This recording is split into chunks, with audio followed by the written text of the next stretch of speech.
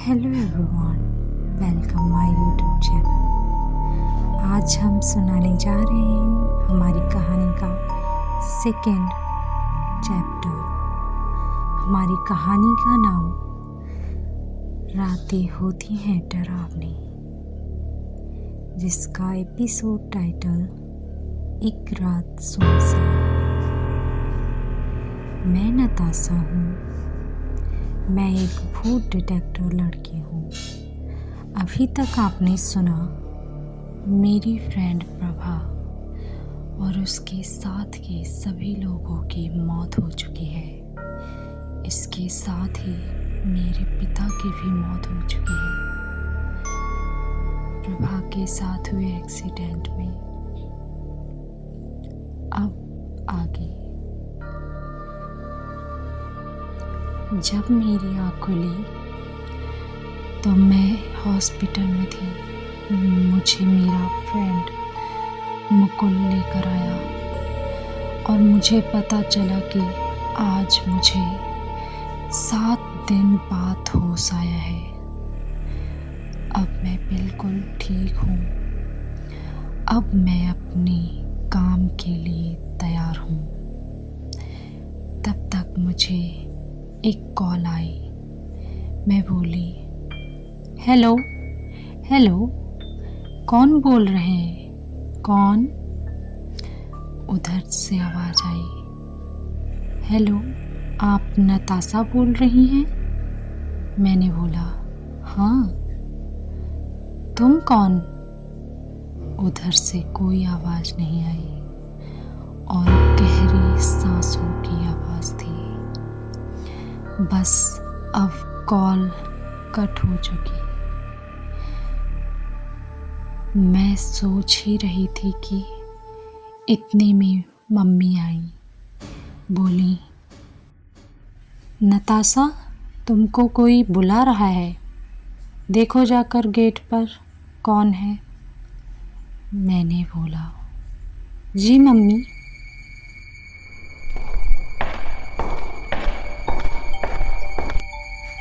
मेरे कदमों की आवाज़ हो रही थी।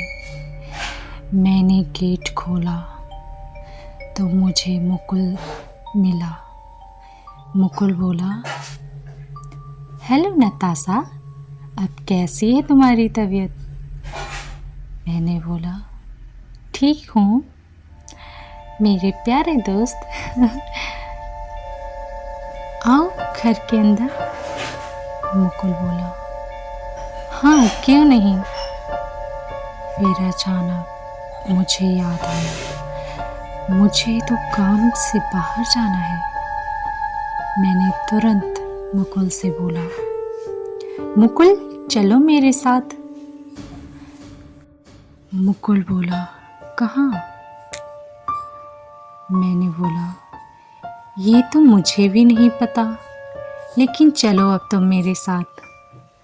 मुकुल बोला, ठीक है चलो। मैं और मुकुल कार में बैठे और काम से बाहर निकल गए। वैसे मैं आप सभी को बता दूं, हम लोग पुराने राजाओं की हवेली में जा रहे हैं। मैंने मुकुल को बोला, मुकुल, हम एक हवेली में जा रहे हैं भूत डिटेक्ट करने। मुकुल बोला, हाँ ये तो अच्छी बात है, उसी बहाने मैं भी देख लूँगा भूत होते कैसे हैं।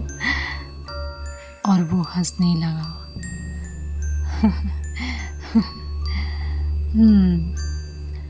मैंने पूछा, मुकुल हंसी क्यों आ रही है?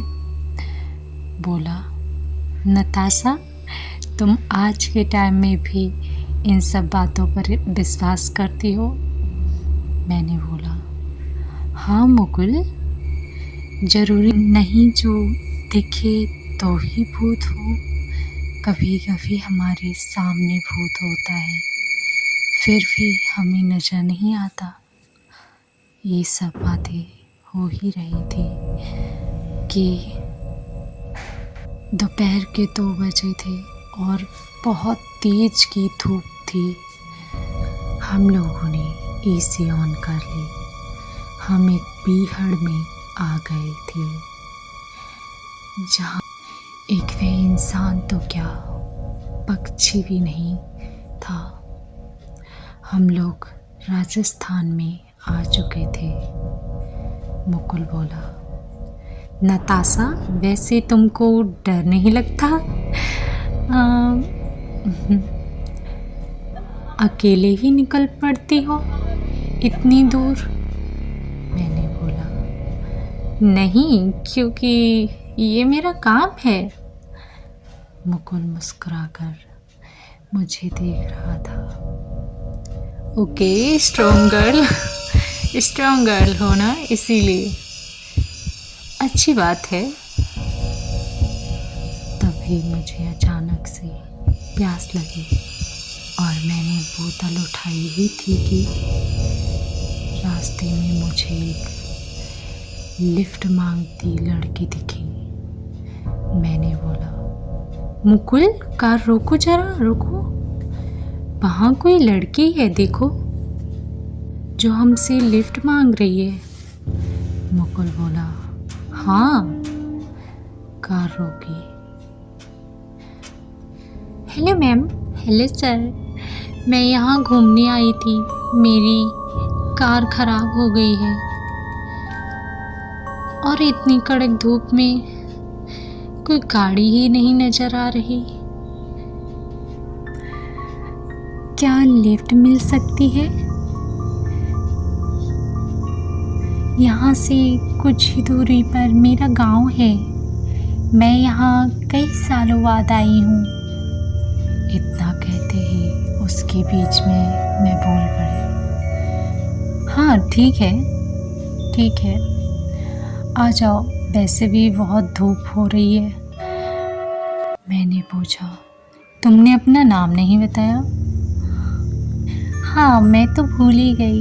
वैसे मेरा नाम तो नहीं बता सकती, लेकिन मैं इतना बता सकती हूँ, मेरे नाम का फर्स्ट लेटर पी है। मैंने बोला, ओके, जैसे तुम्हारी मर्जी। तो अब से मैं तुमको पी बुलाऊंगी, हम फ्रेंड हैं, ओके? वो बोली, ठीक है। और मैंने विंडो की ओर मुँह कर लिया और सेट हो गई। मैं प्रभा को सोचने लगी, एक पी से मेरी फ्रेंड थी, अब उसकी मौत हो चुकी है। हम लोगों ने बहुत सारी बातें की, पी की और मेरी बहुत अच्छी दोस्ती हो गई। मुकुल को वो लड़की अच्छी नहीं लगी, बट उसने कुछ नहीं कहा। अब शाम हो चुकी थी, दिन ढल रहा था। अब हम उस खंडर से कुछ ही दूरी पर थे। मुकुल बोला, नताशा, मुझे भूख लग रही है। तभी हमें अचानक एक होटल दिखा। मुकुल ने कार रोकी और उस होटल की ओर हम लोग चल दिए। उस होटल में बहुत चकाचौंध थी, बहुत से लोग डिस्को डांस कर रहे थे और बहुत से खाना खा रहे थे। काफ़ी बड़ा होटल था। हमने वहाँ रुकने का डिसीज़न लिया क्योंकि अब बहुत रात हो चुकी थी। पी भी हमारे साथ ही रुकी थी। पी बोली, नताशा, इस होटल की कुछ ही दूरी पर मेरा गांव है। उससे बात करने के बाद पता चला कि हम लोग जिस हवेली में जा रहे थे वहाँ एक गांव है। वो गांव पी का है। अब हम सब सोने गए अपने अपने रूम में। मैं अपनी डायरी में डेली रूटीन लिखती हूँ, इसलिए 12 बज गए थे, लेकिन मुझे डायरी लिखनी ही थी, तो मैंने डायरी लिखी और सोने जाने वाली ही थी कि मुझे प्यास लगी। मैंने रूम में नजर दौड़ाई तो कहीं भी पानी नहीं था, इसलिए मैं अपने बेड से उठी और अपनी बोतल उठाई और गेट ओपन किया और रूम से बाहर जैसे ही बाहर निकली मैंने देखा चारों तरफ अंधेरा है। मैंने सोचा कुछ ही टाइम पहले यहाँ कितनी चकाचौंध थी, अब अचानक अंधेरा कर दिया। ये भी नहीं कि एक ही लाइट जला दी। मैं बाथरूम में गई और मैंने मुंह धुला, साथ ही मैंने पानी पिया। मैं अब पानी पीकर आ गई थी कि अचानक किसी ने मेरे कंधे पर हाथ रखा। मैं पीछे मुड़कर देखा तो पी खड़ी थी। पी बोली, नताशा, मुझे अंधेरे में नींद नहीं आ रही।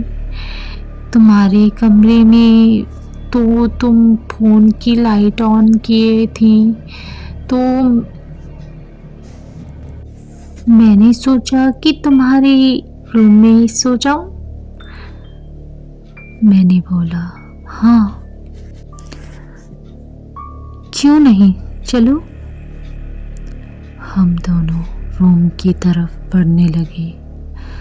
अंधेरा होने के कारण मैं अपने फ़ोन की लाइट ऑन की थी और हम दोनों धीरे धीरे चलने लगे। हम दोनों रूम की ओर बढ़ रहे थे। हमारे कदमों की आवाज़ सुनाई दे रही थी।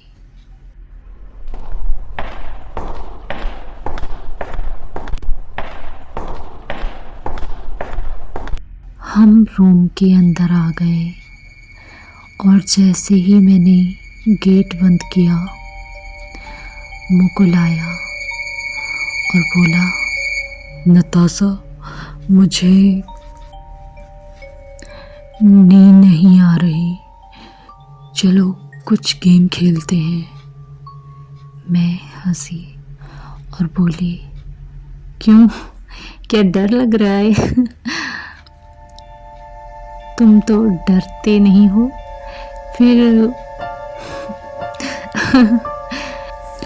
हंसी उड़ाते हुए बोली। मुकुल बोला, हाँ हाँ, उड़ा लो हंसी। मैंने बोला, अच्छा चलो हम लूडो खेलते हैं। हम लोग लूडो खेलने लगे। रात के 2 बज गए थे। अब मुकुल और पी सो गए थे, लेकिन मुझे नींद नहीं आ रही थी। मैं उठी और विंडो की ओर खड़ी हो गई।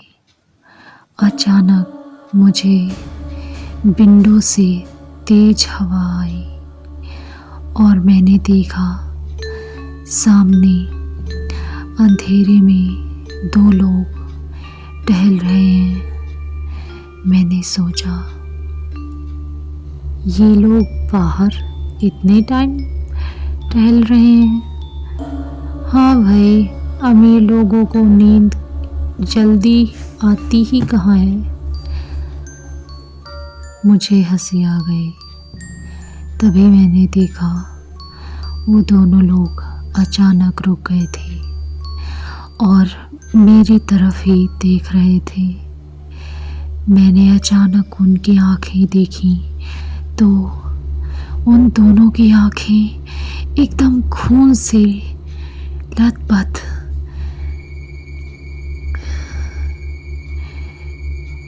जो मुझे ही घूर रही थी।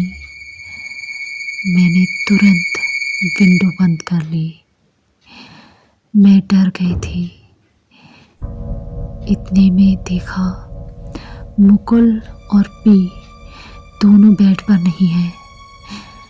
मैंने देखा वो दोनों एक कोने में खड़े बातें कर रहे हैं, लेकिन मुझे बस उनकी खुसर फुसर की आवाज़ ही सुनाई दे रही थी।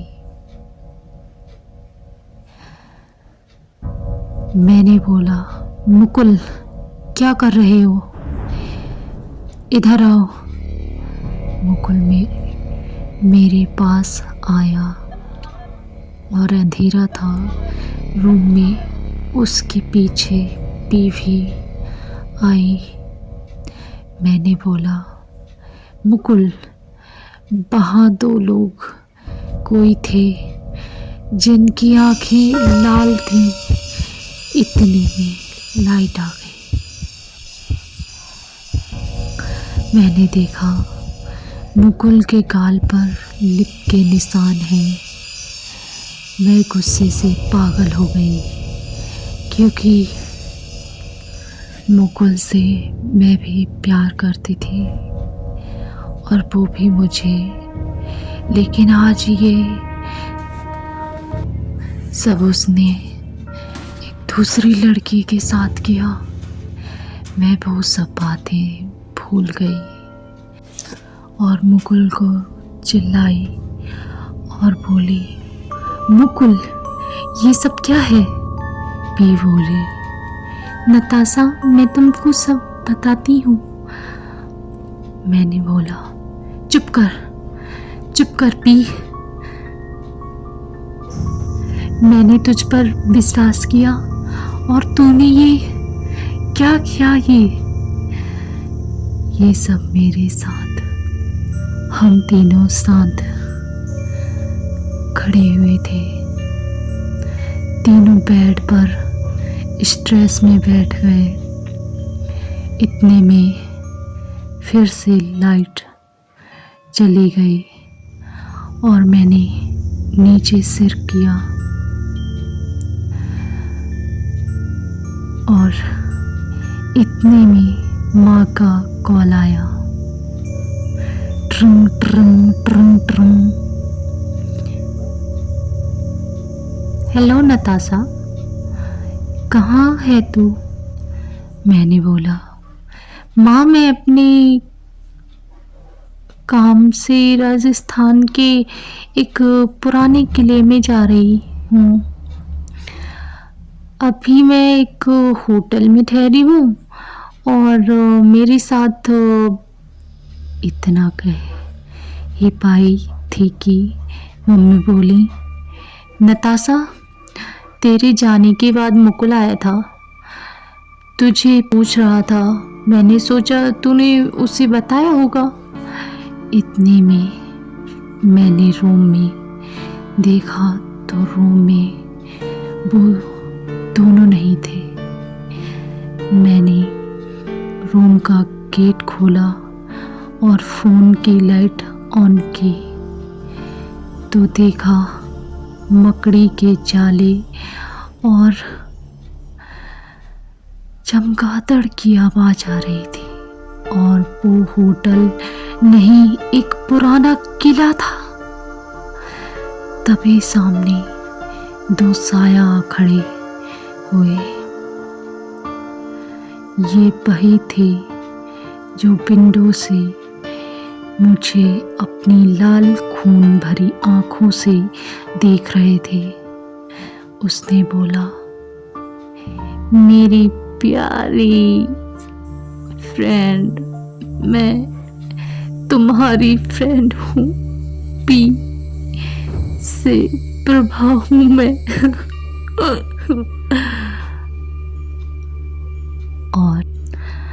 और ये लड़का नहीं, ये मुकुल नहीं, मेरे पति हैं। और जोर जोर से हंसने लगी।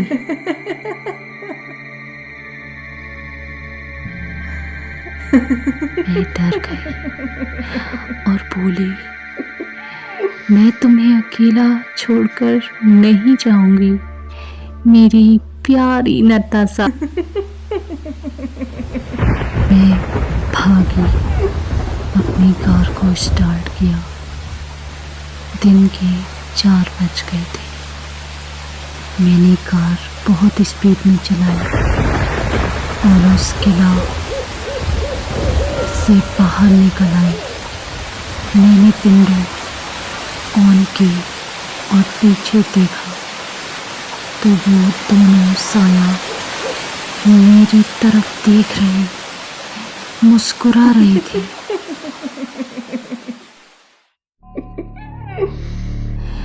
और धीरे से बोला, हम तुम्हें नहीं छोड़ेंगे। मैं अपनी घर की गली में आ गई थी। मैंने कार का डोर ऑन किया। इतने में देखा सामने मुकुल खड़ा था। मैं रोकर दौड़कर मुकुल के सीने से लग गई और बोली, मुकुल, वो एक रात सुनसान थी। मुकुल धीरे से बोला, मेरी नताशा, मैं तुमको ऐसे नहीं जाने दूंगा। मैं उसकी बात और आवाज़ सुनकर शॉक हो गई। मैंने सर उठाकर देखा तो वो मुकुल नहीं बल्कि प्रभा का पति था। मैं अचानक बेहोश हो गई। बस इतनी सी थी ये कहानी। आपको अगर कहानी अच्छी लगी हो तो कमेंट में बताना। और इस स्टोरी में कहाँ घूमने गए थे नताशा